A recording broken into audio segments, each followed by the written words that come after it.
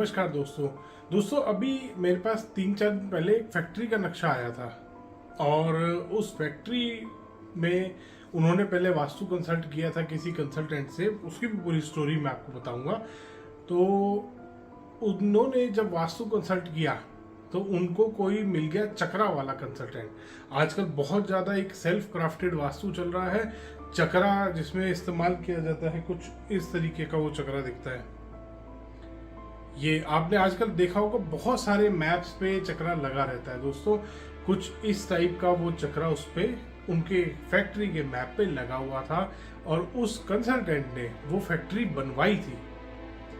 वो नई factory design हो रही थी और कंस्ट्रक्शन चल रही थी उस फैक्ट्री की, और उस चक्रा वाले कंसल्टेंट ने इस टाइप का कोई चक्रा लगाया उस उनकी फैक्ट्री पे, और आगे और पीछे का एरिया पहले तो खाली छोड़ दिया। जो इस चक्रा के बाहर रेक्टेंगुलर प्लॉट था उनका, रेक्टेंगुलर प्लॉट में बीच में तो ये चक्रा उसने लगा दिया और थोड़ा सा टिल्टेड थी डायरेक्शन। तो 2 डायरेक्शन उसने एक जगह काट दी, नॉर्थ और ईस्ट एक जगह आ गया, साउथ और वेस्ट एक जगह काट दिया, और आगे और पीछे का जो बचा हुआ हिस्सा था प्लॉट का उसको उसने इस्तेमाल करने से मना कर दिया। उसने कहा ये अगर इस जगह पे या इस जगह पे आप इस्तेमाल करेंगे इसको, चक्रा के बाहर अगर आपका फैक्ट्री का कोई भी पार्ट जाएगा, कोई भी हिस्सा जाएगा, कोई मशीनरी आपने इसके बाहर लगा दी तो ये एक बहुत बड़ा दोष बनेगा।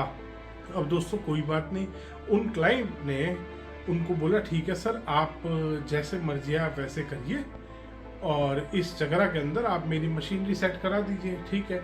अब क्लाइंट है, उसको थोड़ा ना पता है कौन सा वास्तु ठीक है कौन सा वास्तु गलत है, वो सही वास्तु करा रहा है गलत करा रहा है। ये सेल्फ क्राफ्टेड वाले भाई साहब वहां पहुंच गए अपने चक्रा को लेके। आजकल चल ही रहा है फ्रॉड बहुत सारा वास्तु में। हर जगह आप देखेंगे 16 zone, 32 entrance, 4 pillar, 5 pillar, 6 pillar, इस तरीके से हर वास्तु वाला एक अपनी अलग थ्योरी बना के बैठा है। और सबसे ज्यादा तो इसका फ्रॉड चल रहा है दोस्तों। अगर आपके भी किसी आर्किटेक्ट ने नक्शे के ऊपर ये इस तरीके का बना के दे दिया है, या आपके भी किसी कंसल्टेंट ने, वास्तु कंसल्टेंट ने ये बना के दे दिया है, रख के दे दिया है, या लगा दिया है आपकी ड्राइंग पे कुछ इस टाइप का चक्कर, तो दोस्तों संभल जाइए, वहां आपके साथ फ्रॉड हो रहा है। खैर वो फैक्ट्री वालों ने उन्होंने कहा कि कोई बात नहीं सर, आप कंसल्टेंट हैं, जैसा आप बोलेंगे वैसे ही होगा। अब वो कंसल्टेंट भाई साहब ने उनको बताया कि ये यहाँ पर तो साउथ ईस्ट S2 S3 में आपकी फायर वाली मशीन आएगी। अब वो फायर वाली मशीन है 12 फुट की, मशीन का साइज ही 12 फुट है। अब S4 S5 ये जो भी निकल रहा है, S3 S4 जो भी निकल रहा था, ये निकल रहा था 8 फुट का ही। तो उसने कहा कि टेढ़ी करके आप मशीन लगाइए, जैसे इस चक्रा में आ रही है ना, ऐसे करके टेढ़ी करके मशीन आएगी, आप सीधी मशीन नहीं लगाएंगे। दोस्तों क्लाइंट इतना सही, इतना सीधा, उसने कहा जैसे आप बोलेंगे सर वैसे मशीनरी सेट कराएंगे। दोस्तों उसने ऐसे चक्रा के अकॉर्डिंग ही सारी मशीनें सेट करा दी। वो फैक्ट्री कम म्यूजियम ज्यादा लग रही थी। कोई बात नहीं, उसके बाद भी वो क्लाइंट ने नहीं अपना कूल खोया और आगे उनसे कंसल्ट किया कि शायद कंसल्टेंट बिल्कुल ठीक। अब उसके बाद वो चक्रा वाले कंसल्टेंट ने उनको बतानी शुरू करी रेमेडीज कि आपका प्लॉट का जो बार चार्ट मैंने क्रिएट करा, इसके बाद एक बार चार्ट भी बनाया जाता है दोस्तों। शायद आप इससे आपने कभी कंसल्ट किया होगा ऐसे फ्रॉड वास्तु चक्रा वाले से, तो आपने देखा होगा एक बार चार्ट भी बनता है। फिर उस कंसल्टेंट ने वो बार चार्ट निकाला कि ये आपकी फैक्ट्री का बार चार्ट है।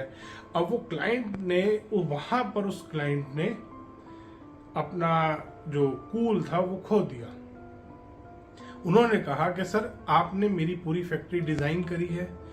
कंसल्टेंट ने कहा हाँ जी करी है। उसके मैंने आपकी हर बात मानी। क्लाइंट ने पूछा तो कंसल्टेंट ने कहा हाँ जी मानी, तो आप मेरे को रेमेडीज क्यों बता रहे हैं? अब आपने ये बार चार्ट बनाया है और आप मेरे को कह रहे हैं कि ये 1.5-2 लाख रुपए की रेमेडीज आपको करनी पड़ेंगी। आपको एक हंसों का जोड़ा रखना पड़ेगा, एक आपको तलवार लटकानी पड़ेगी, एक आपको चेस बोर्ड रखना पड़ेगा, और फैक्ट्री में तो ये सब चीजें मैं बकवास रख नहीं सकता। और उसके बाद आपने मेरे को बोला कि अब आपकी एंट्री भी गलत है, बार चार्ट के हिसाब से यहाँ पे एंट्री गलत आ रही है, ये चक्रा के हिसाब से एंट्री गलत आ रही है। अब आप जब कंसल्टेंट हैं तो आप मेरे को बता दीजिए कहाँ, मेरा तो इतना बड़ा प्लॉट है, मैं तो कहीं से भी एंट्री ले सकता हूँ, मेरे ऊपर तो कोई ऐसी रेस्ट्रिक्शन नहीं है गवर्नमेंट की। उसके बाद आप मेरे को बता रहे हैं कि हमें वर्चुअल एंट्री खोलनी पड़ेगी। दोस्तों ऐसा कोई रेमेडी नहीं होती वर्चुअल एंट्री। आजकल दोस्तों वास्तुशास्त्र में ये चक्रा का फ्रॉड बहुत ज्यादा बढ़ गया है। आपने भी कहीं ना कहीं, अगर आप कंसल्टेंट करते हैं, कंसल्टेशन आपने ली है या आप खुद कंसल्टेंट है वास्तु को, तो आपने भी देखा होगा ये चक्रा। दोस्तों ये एक सेल्फ क्राफ्टेड वास्तु, और ये वास्तु भी नहीं है दोस्तों। वास्तु में इस तरीके से इन चीजों को नहीं कभी भी डिवाइड, किसी भी ग्रंथ में, किसी भी वेद में, मैंने पहले भी शायद 20 वीडियोस बनाई हैं इसी फ्रॉड के ऊपर कि ये वास्तु नहीं है और ना ये टोटली फेंगशुई है। फेंगशुई में कुछ कुछ इस टाइप की चीजें हैं, मगर वो ये ना तो वास्तु है ना ये फेंगशुई, इसको आप वास्तु नहीं बोल सकते। ये एक सेल्फ क्राफ्टेड किसी ने कुछ इजाद कर दिया है जिसको वास्तु का नाम उसने दे दिया है, जो कि गलत कर रखा है। तो दोस्तों अगर आप भी किसी ऐसे चक्कर में फंस गए हैं, ऐसे चक्रा वाले के कंसल्टेंट के चक्कर में फंस गए हैं, तो आज ही समझ जाइए, क्योंकि आपके ऊपर आने वाला है रेमेडीज का बोझ। पहले वो आपके घर को बनाएंगे, फिर वो आपको कहेंगे कि आपके घर की एनर्जी कम है। और दोस्तों ये एनर्जी को भी बढ़ाते हैं और कम करते हैं। इस जोन को कम करना पड़ेगा, इस जोन को बढ़ाना पड़ेगा। दोस्तों ऐसे कभी नहीं होता। वास्तु में एनर्जीज को बैलेंस किया जाता है बढ़ा के, ना कि घटा के। तो दोस्तों आप भी ऐसे चक्रा वाले कंसल्टेंट से बच के रहें, बहुत ज्यादा खतरनाक है।